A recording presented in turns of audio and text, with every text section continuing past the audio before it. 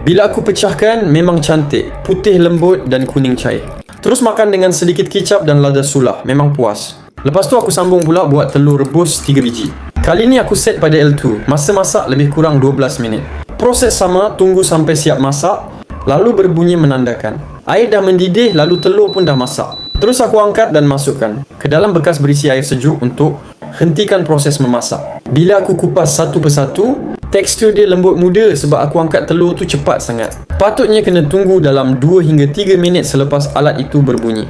Paling aku suka, semua proses ni tak perlu berdiri lama di dapur. Tak risau air melimpah, tak risau terlupa tutup api. Semuanya automatik, kemas dan senang dikawal. Untuk orang yang selalu sibuk atau memang suka benda ringkas tapi berfungsi, alat ni penyenang sarapan pagi.